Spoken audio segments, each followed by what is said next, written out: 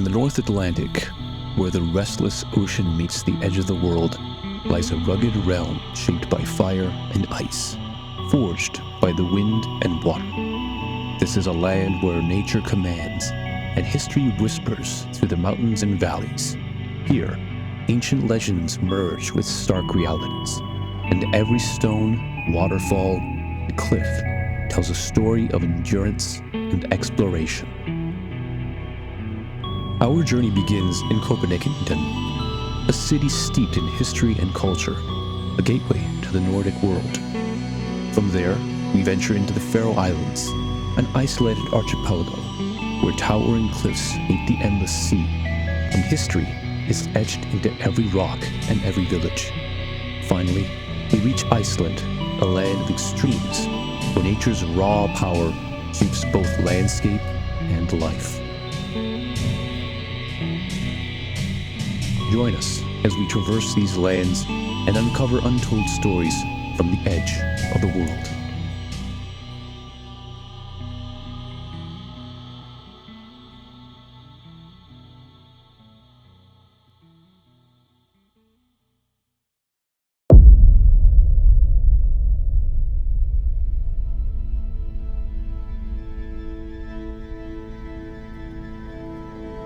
Well, here we are. It is about 7:30 in the morning, so not too early. Basically, we are going to fly to Copenhagen, Denmark, then make our way up to the Faroe Islands for a little bit, then make our way up to Iceland, tour around there for a while before returning. We might get a little bit lost along the way, but if that happens, I guess we'll just chalk it up to a shortcut and pretend that it was part of the plan all along. Copenhagen, Denmark's capital, has long been a gateway to the Nordic world, a city where old meets new, and the cobbled streets whisper stories of its maritime past and royal heritage. Our journey begins here, in the heart of a city shaped by its history and its people. It's the second oldest amusement park in the world, from 1843.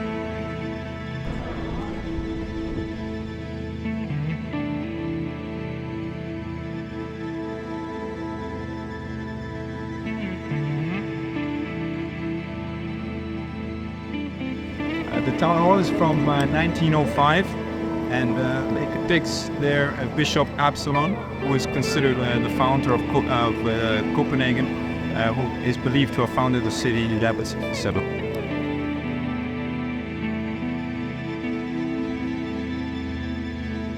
So here we have Christiansborg Palace. This is where the Danish parliament is located, also the office of the prime minister. And this is the only building worldwide where the three powers are located at once, so judicial, executive, and legislative. This palace lies on top of the ruins of the fortress of Bishop Absalon that he built in 1167. And it has been for a long time the place of residence of Danish monarchs, but now it is used as a parliament building. Here, beneath the foundation of the old parliament building, lies the legacy of Bishop Absalon, a warrior, politician, and the founder of Copenhagen. In the late 12th century, Absalon constructed the first fortifications that would give birth to this city, a stronghold against pirates and a symbol of Danish power. Today, these stones still stand as a reminder of Copenhagen's origins, where governance and defense went hand in hand. As we wander through the cobblestone streets, we arrive at Amalienborg Palace, the home of the Danish monarchy since 1794. With its Rococo architecture and grand square, it stands as a testament to the royal power and influence. Here is King Frederick V, who this statue is from 1771, a few years after his death. And it was made here to honor the fact that he's the one that laid the building stones. He was not a good king, so he was known for alcoholism and also for having orgies And because of this, he had the use of many advisors that would rather make the decisions for them. And even though these weren't official decisions that were made by them, they were made by the king, most of the decisions that were made, they were made by his advisors. One was known as Molke, was very famous for having decided to construct these structures. So these buildings, they were initially built to honor the 300th anniversary of the House of Oldenburg, this dynasty out of which Frederick V was from. And in the Oldenburg dynasty in Germany, we have two names that appear for kings. These are Christian and Frederick, and now currently King of Denmark is Frederick X, and his son, who will one day be king, is a Christian. So the tradition continues. And also something we could maybe mention about these buildings is that they were first built for nobility, so for rich families. But then once Christianborg burned down, as we mentioned beforehand, they were built to give room to kings. And therefore all of these buildings, which are all the same from the exterior point of view, they have different names to bear the different people that first lived there, the first kings that lived. Christian VII, Christian VIII right here, Frederick VIII, Christian IX. So what we see written there is hands on via endelig. This means the word of God remains forever, taken from a Bible verse. And what is particular about this church that was constructed in the 18th century, towards the 18th century, is that it clearly reminds us of St. Peter's Basilica in Rome. We see that by the marble on top. This was the inspiration that they used. However, at that time, Denmark was already Lutheran, and still is. So despite the architecture being in a way based on a Catholic church, the church itself is reformed. But Copenhagen is more than its palaces and parliament.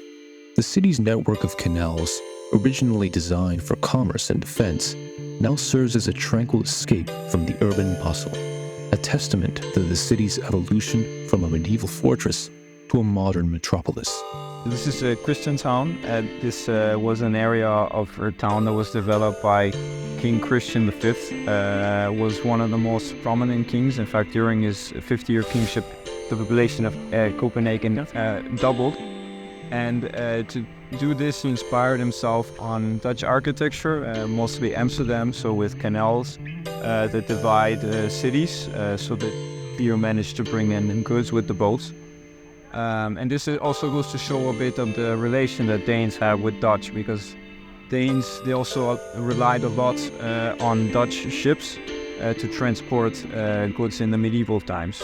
So they would pay a sum, and then Dutch ships would transport the cargo for them. The spirit of exploration flows through these waters, echoing the voyages of the Danes, who once set sail from here to explore and trade across the North Atlantic. As we delve deeper, we discover the hidden gems of Copenhagen, a city where history is written not only in grand monuments, but in the small, quiet corners that tell the stories of everyday life. From the winding alleys of Nyhavn, once home to sailors and traders, to the quiet nooks where time seems to stand still, Copenhagen reveals itself as a living museum of its past. Constructed in 1675 under order from King Christian V, was an access point for boats coming from abroad to enter the city. Just that with time the boats tended to become larger and larger, so they could not reach the city anymore, as this is a very small canal. So what remained were the old typical boats, which is what you see here. House number 67. This is the house of Hans Christian Andersen, who lived here 18 years. He's a famous author who wrote The Little Mermaid and other small tales for children. Copenhagen isn't just a very interesting place. It's also a place from which great voyages were planned, voyages into the unknown, voyages that would span the lengths of Iceland and then later beyond that as well. So it's a very important place. As Danish traders and explorers set sail from Copenhagen, their journeys were not just driven by commerce, but by a worldview shaped by their gods.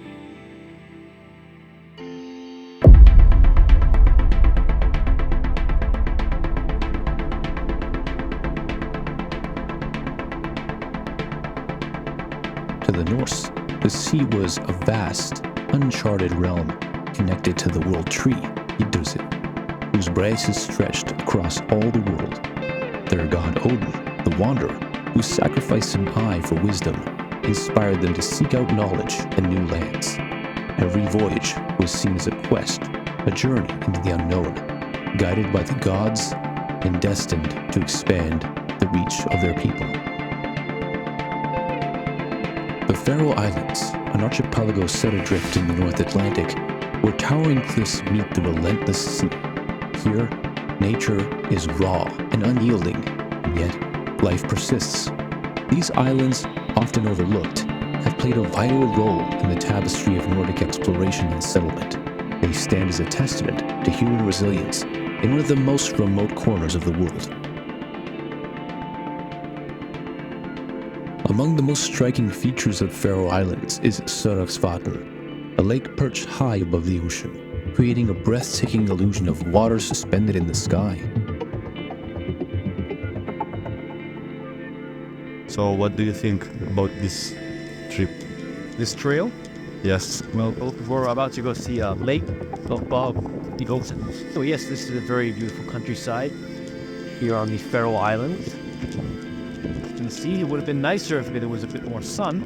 There was this morning, but there is not anymore, it seems. So, but it's great. It's fine. Everything's good. At least it doesn't rain. At least it's not raining. Could be worse. Maybe later.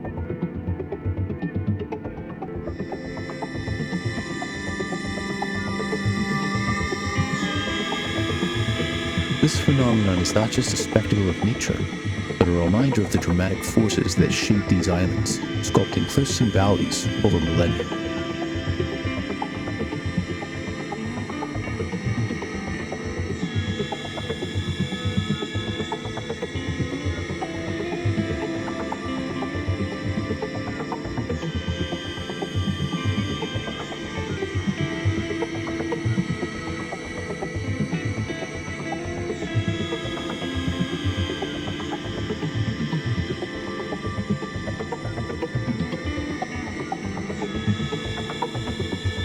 The Norse sailors who ventured into the cold, uncharted waters of the North Atlantic were guided by more than just a sense of adventure.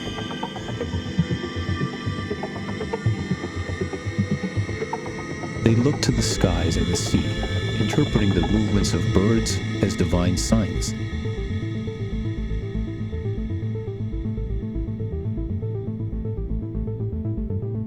Believing that Odin's ravens, Hugin and Munin, would lead them to new lands. When they arrived at the Faroe Islands and discovered monks living in solitude, they saw it as a divine omen. Their encounters with these early inhabitants and the harsh, mysterious landscapes blended into their sagas, stories where mythical beings, gods, and the spirit of exploration became one and the same.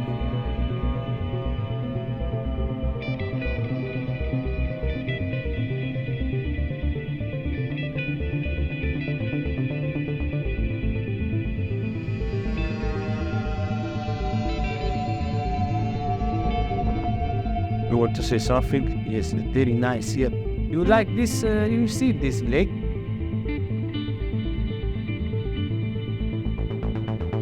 Yes, very, very, very, very strong wind.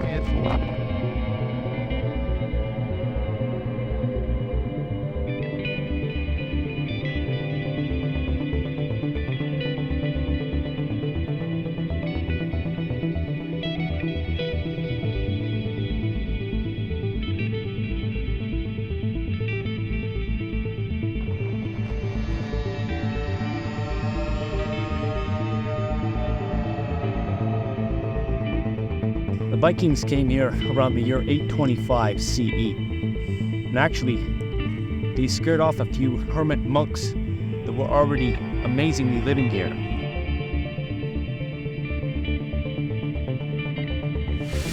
These hermit monks were pretty cool people, actually. Now they scurried off once the Vikings showed up.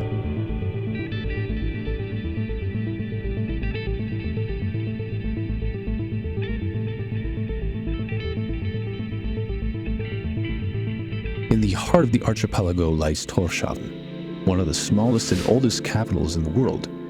Founded by Norse settlers in the 9th century, Tórshavn has always been a center of trade, governance, and culture in the Faroe Islands.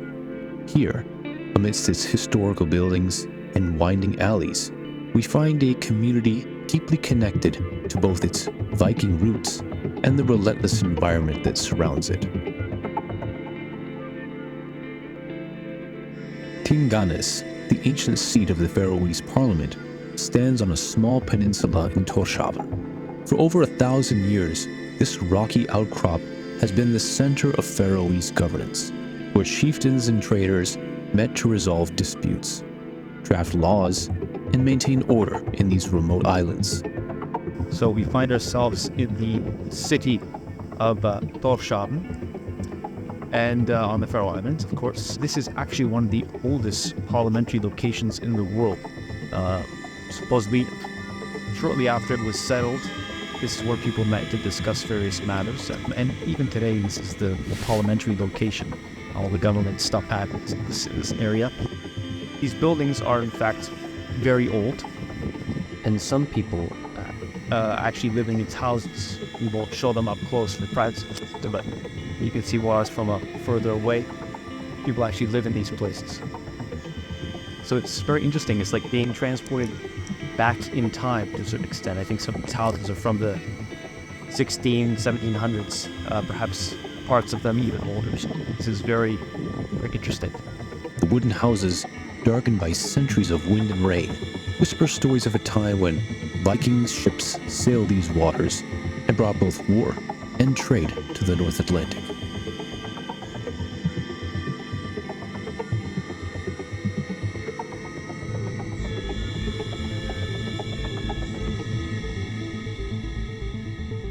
The Faroe Islands are not just defined by their history, but by their geography. A land where vertical cliffs rise from the ocean, waterfalls split into the sea, and grass-covered mountains provide sanctuary for sheep and seabirds alike.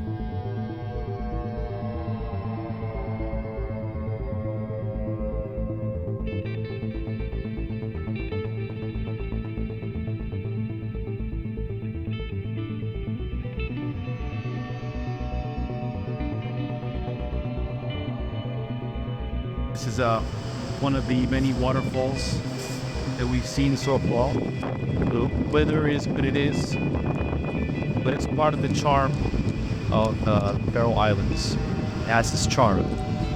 So, yeah, sure, it would be nice to have sunny days and warm weather, but for centuries, the Faroese have adapted to this challenging environment, relying on the sea and the land to sustain them, turning isolation into resilience.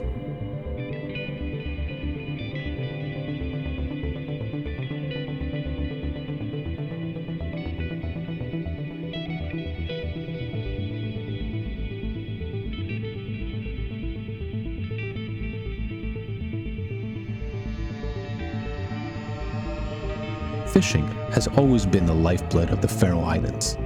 With generations braving the treacherous North Atlantic in search of sustenance, it is an industry that has shaped the culture, economy, and identity of the Faroese people.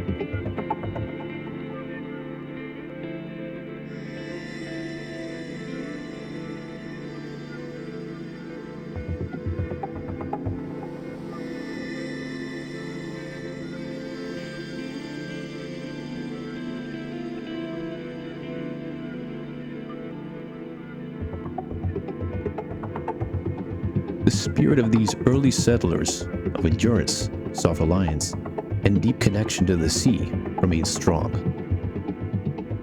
Hi guys, we had a little bit of rain and So I'm very wet. You can see here the line of where it's wet, and even the butt cheek is all wet. Everywhere is very soaked. this is not good, huh?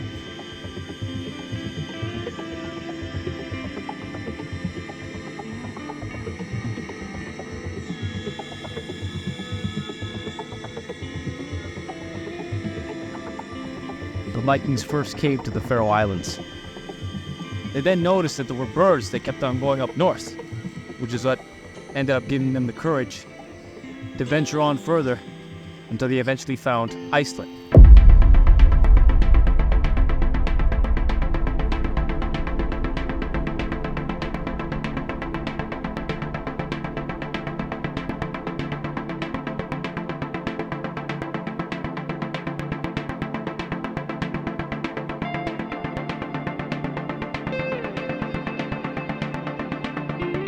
Iceland, a land where fire meets ice, where the earth breathes through volcanic vents, and where glaciers carve their path through ancient mountains.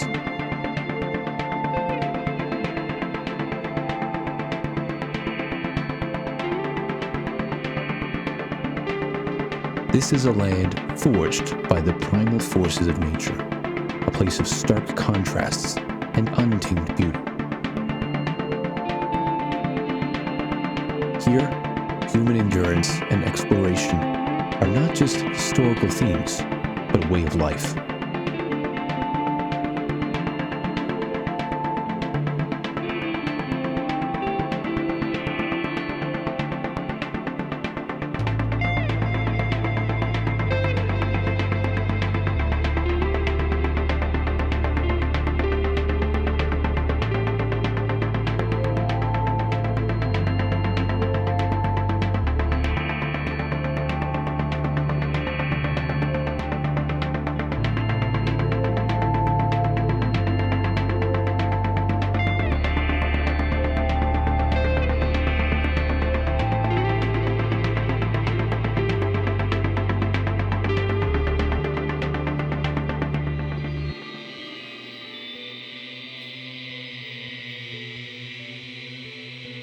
Iceland's stark and volatile landscape ignited the imagination of the Norse settlers. To them, the erupting volcanoes were more than natural phenomena.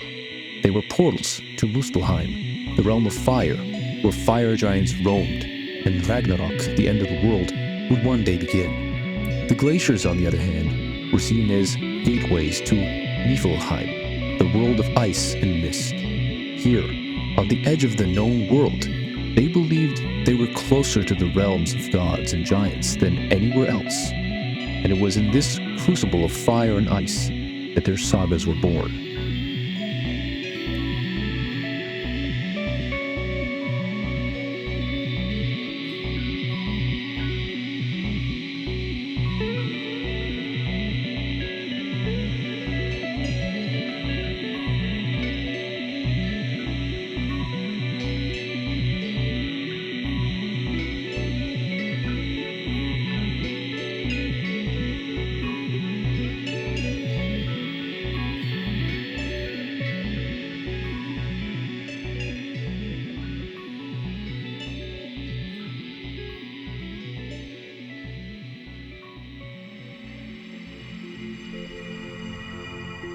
So basically this volcano, about 3,400 years old, was the first eruption. And what you saw inside the small enclosure, let's say, that was from the last eruption, which was about 1,000 years ago, which in geological terms is fresh. It's a fresh eruption. The material you see around us, fresh rock. Obviously, it impacted this area in a large way.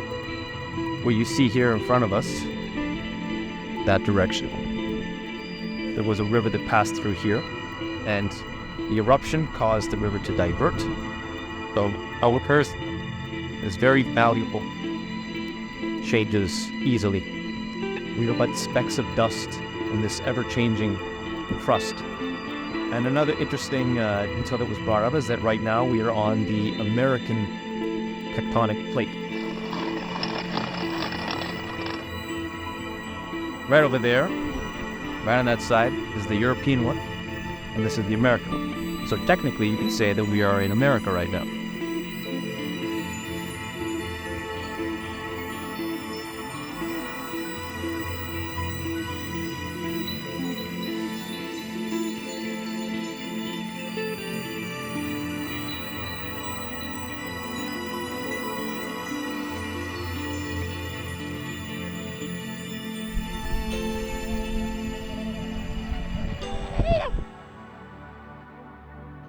Yet, amid the harsh laws and sagas of conflict, Iceland's natural wonders have always captivated explorers and travelers.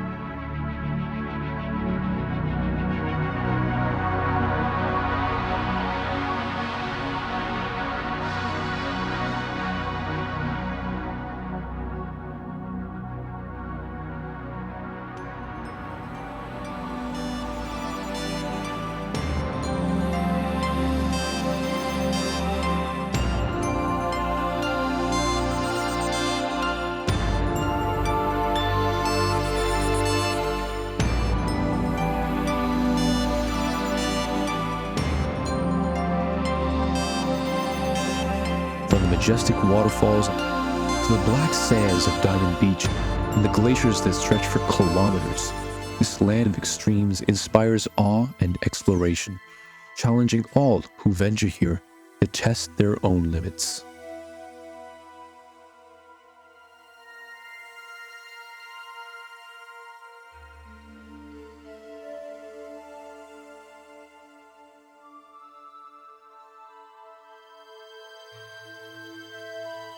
The Norse believed that life was woven by Nords, the mystical weavers of fate, whose threads of destiny stretch far beyond the horizons they could see.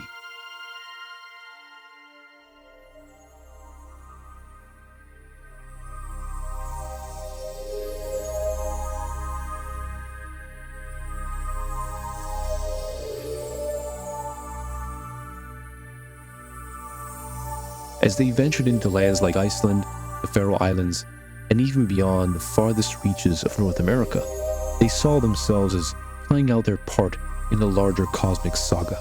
It was here, at the edge of the world, that their myths, histories, and dreams converged, where the spirit of exploration was both a calling from their gods and a testament to their enduring will. Okay, so what we see here is a waterfall. Here we have water on both sides, and if we look here on the right side, what we see is that water tends to be relatively shallow, and the length of the stream tends to be quite similar to the depth of the stream itself. It's also surrounded by mostly vegetation and very little small pebbles. So we have these kind of characteristics normally. We're looking at a stream that is spring dominated. So in times of rainfall, we don't expect high variability in the amount of river flow. Here on the left side from the waterfall, we see that we have another type of stream. And this stream we see that is a lot wider. We see also the prevalence of a lot larger rocks. So this tells us that this stream is essentially runoff dominated, meaning that it'll be a lot more variable to precipitation. So we expect that once to the station event occurs, then we have a higher flow.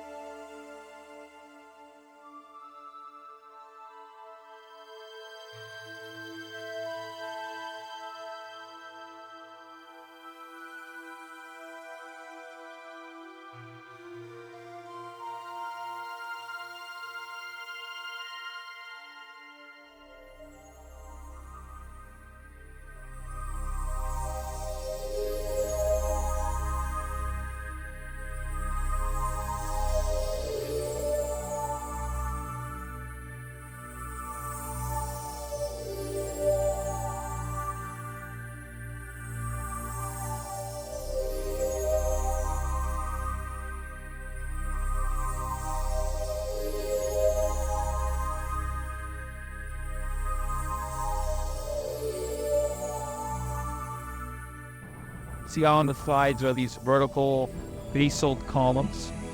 They're extremely rare, and they form when this basalt becomes very cold, freezing, and when that happens, that is when you get the vertical looking formation.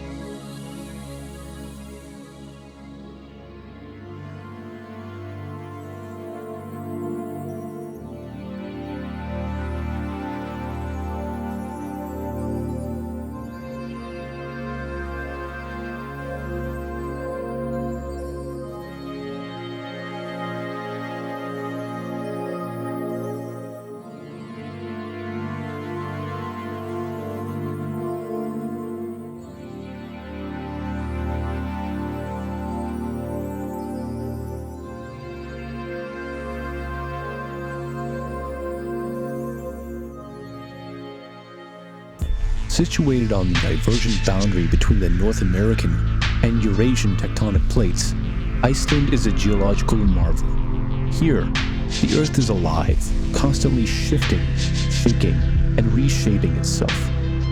Nowhere is this more evident than in Thingvelli, a UNESCO World Heritage Site, where the land literally splits apart, a dramatic testament to the forces that have shaped this island for millions of years.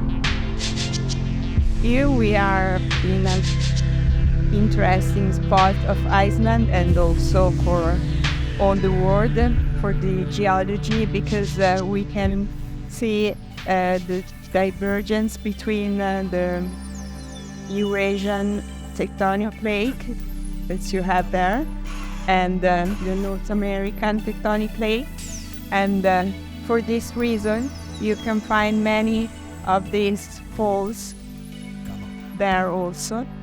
You can walk through them, and it's like when you are in Iceland, it's like you can walk in the middle of the Atlantic Ocean, so it's very interesting. And this spot is also interesting for history.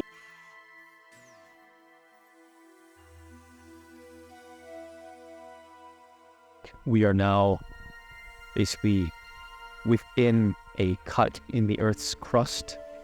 You see here in front of you, much like you saw yesterday at the falls. This is basalt, so this is what you could call an original cut in the Earth's crust, and the way you could describe it, and was described by Nathalie, is that, example, if you get a cut in your hand or your skin, and there are other little micro cuts that happen around it. So you're within the rift right now, which is enormous, and around this rift are other tiny little cuts that we can see, major remnants of this. So what we're looking at now is a very, very old, scarred cut of the Earth's crust.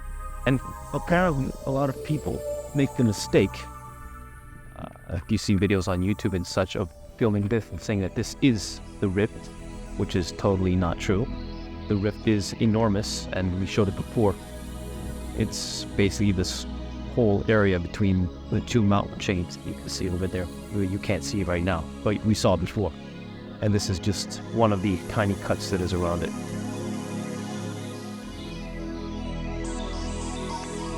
What kind of courage does it take to step into a mysterious land, untouched and unknown, and claim it as your new home?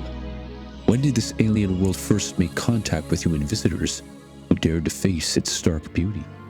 Some scholars suggest that the ancient Greek explorer Pytheas of Massalia might have discovered Iceland in the 4th century BC. Additionally, Irish monks were already on the island at the time of its discovery by the Vikings, much like the situation on the Faroe Islands.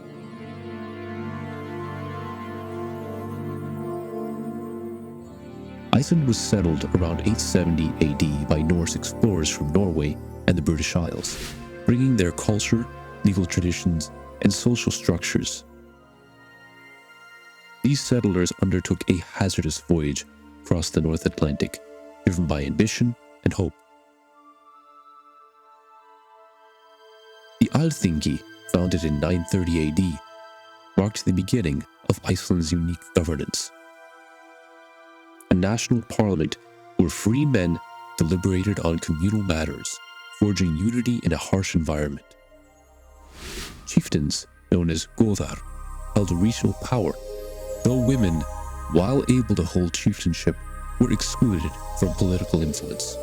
This proto-democracy set Iceland apart from other European societies of the time. We now find ourselves at Þingvellir National Park. I probably butchered the name. That's okay. It's quite a significant place because it's where the Alþingi is held, which is basically the assembly once a year, and it is where chieftains met to discuss political matters and also where court cases took place. So it's a very important place because people came from all over the island, and this was a big event, a big assembly. Booths were set up all throughout the place. Booths and tents where people would bring other people along with them for the journey. It was a long trek. Some people travel, as we saw inside, gave an account of someone that traveled, 11 days, I believe? 11 days to come here, one way. Come here and discuss a matter. He came all the way here to discuss a legal matter, and it ended with him basically losing all of his property. So he traveled all this way to basically lose everything. But that's how things were back then, in the days. And it's quite extraordinary to think about how people used to live back in the day. But as mentioned, it was actually quite advanced compared to some other political systems that were in function at the time.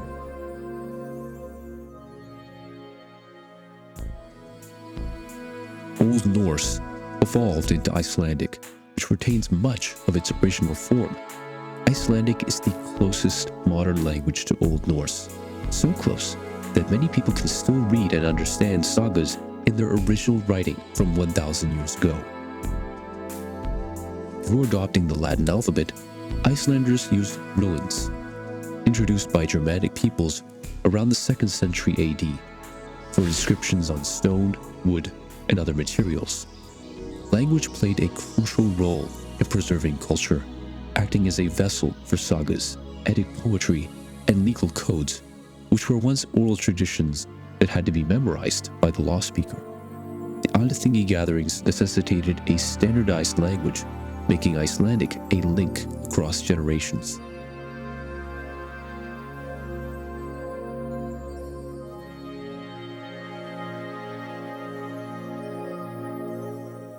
Around the year 1000, King of Norway launched a campaign to try to convert the people of Iceland. Up until that time, Christianity and the Old Norse religion, which was worshipped before, they had kind of lived together in unison. He wasn't okay with that. He wanted to convert more people. And it didn't work out too well. And that resulted in a bloody conflict. The lawgiver at that time, Thorgir, traveled all the way here to discuss this conflict, what to do about it.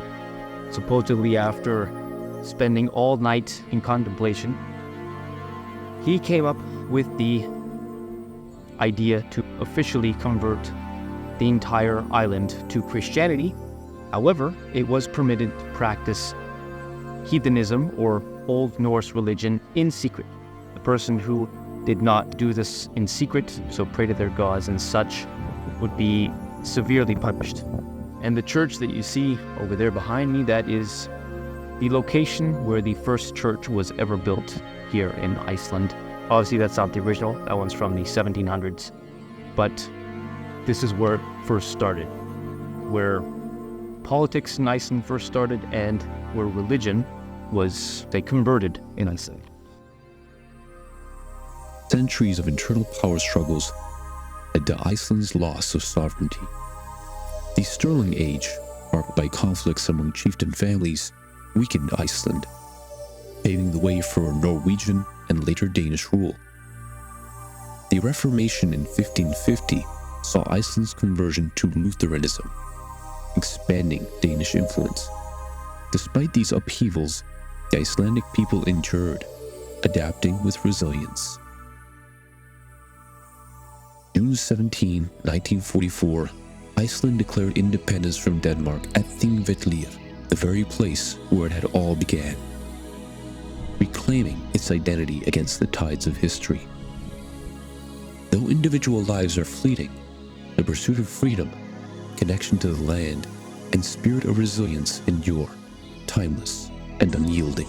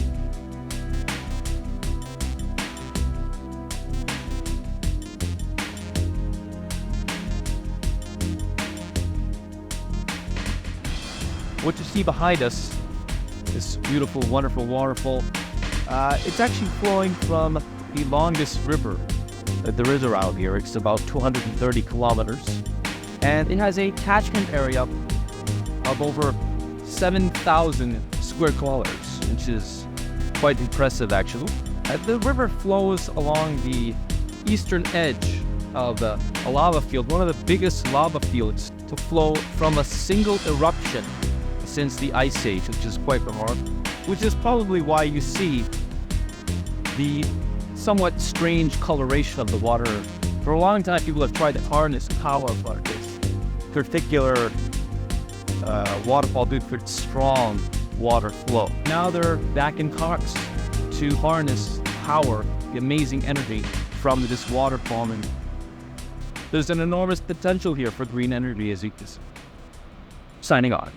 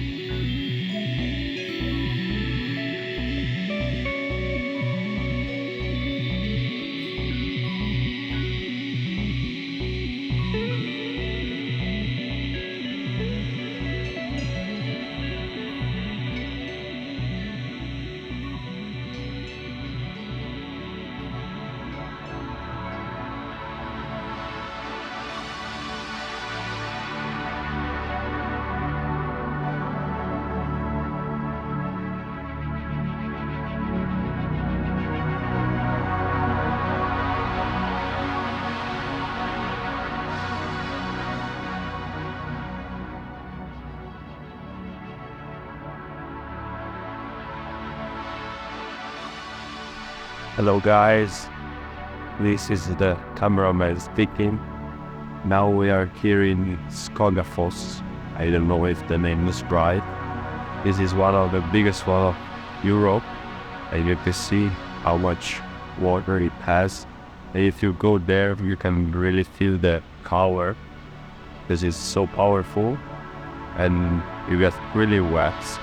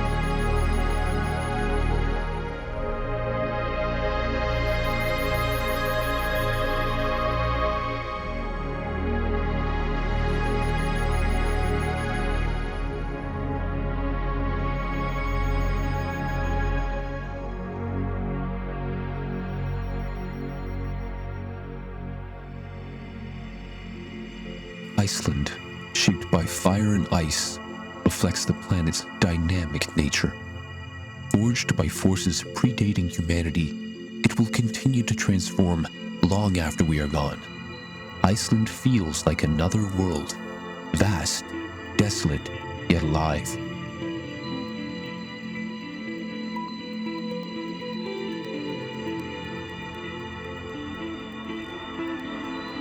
Situated on the mid-Atlantic ridge, Iceland straddles the tectonic plates of North America and Eurasia, drifting apart at 2.5 centimeters per year.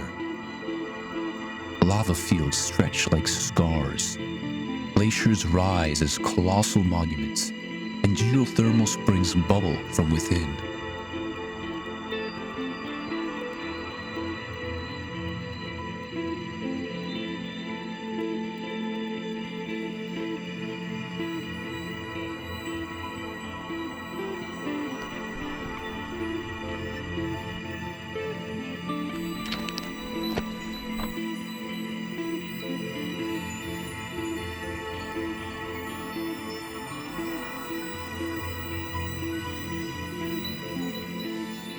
Jökull, the largest glacier, covers 8,100 square kilometers.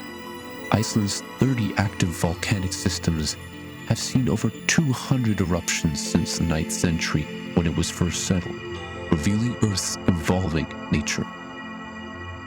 Iceland is a land of contrasts, fire and ice, stillness and movement. Glaciers grind down the landscape, while eruptions reshape it instantly. We perhaps cannot grasp the majestic scale of the glacier that we have behind us, one of the fingertips of the glacier that we have behind us. I'm not mistaken, it is the largest one in the European hemisphere. And the water is very cold.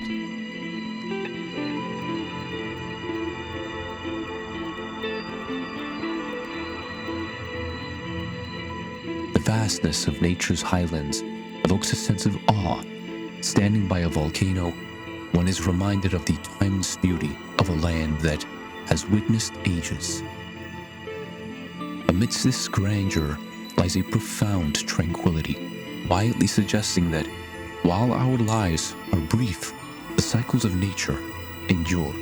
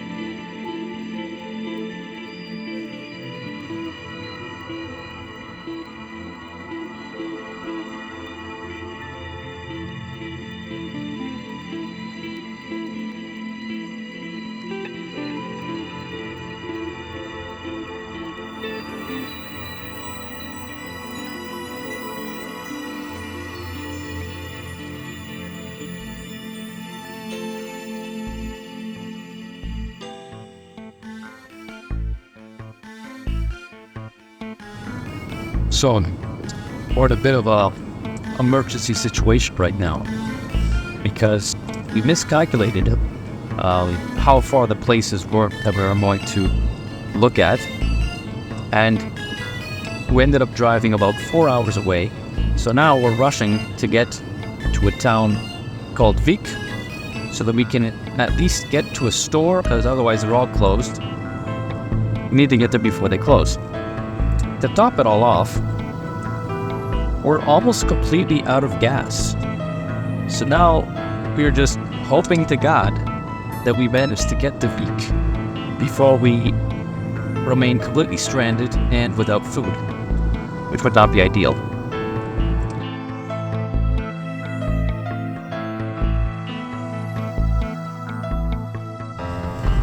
So it's 12:12 in the evening,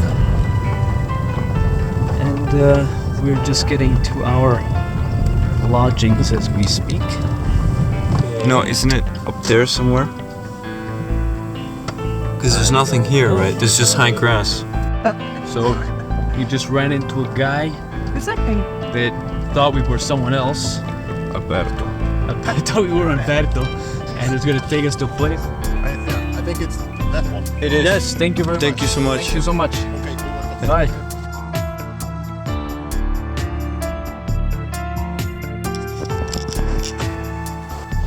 Questo mi sa oltre di che. Simo. Nostra. Eccolo Alberto! It's Alberto.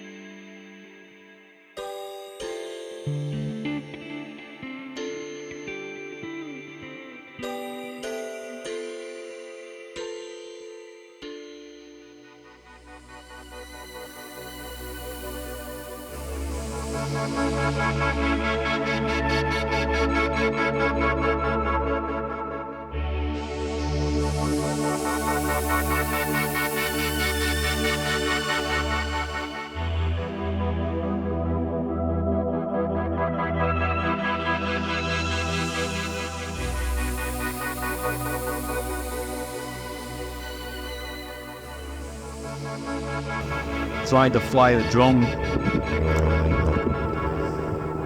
above the waterfall here, and wouldn't you know it, but a group of helicopters came just as we were about to fly.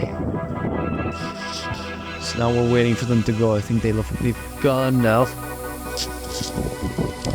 Now he's gonna fly.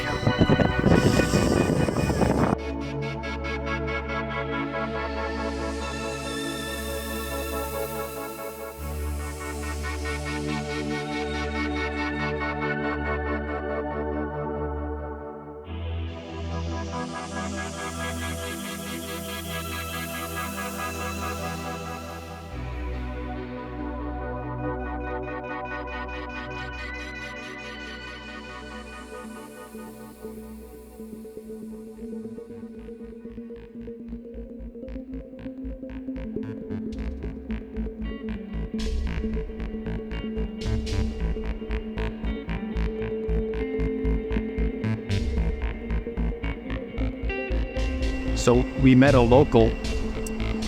Well, we asked him what traditional food we could eat from the place, something that's traditional and very good. His answer was hot dogs. So that's what we're having now, is hot dogs at this very famous, by locals, fast food hot dog place. As we reach the end of our journey, we find ourselves contemplating the edge of the world not as a boundary, but as a beginning. Here, in these remote, rugged lands, where history and nature are entwined, the spirit of exploration and endurance lives on. From the historic streets of Copenhagen, where the seeds of exploration were sown, to the volcanic plains of Iceland, where laws were made and legends were born, to the towering cliffs of the Faroe Islands, where the sea and sky converged. The edge of the world is more than a place. It is an idea, a challenge, and a promise. For us, this journey has been more than a trip. It has been a quest to connect with the landscapes and histories that define these places, and, in turn, to reflect on our own paths. These lands shaped by fire and ice, snow and sea, remind us of the enduring human spirit, our endless curiosity, our desire to explore, and our need to find meaning at the very edge of our world. This is the edge of the world, and perhaps it is only at the edge that we find what truly lies at the heart of our own stories.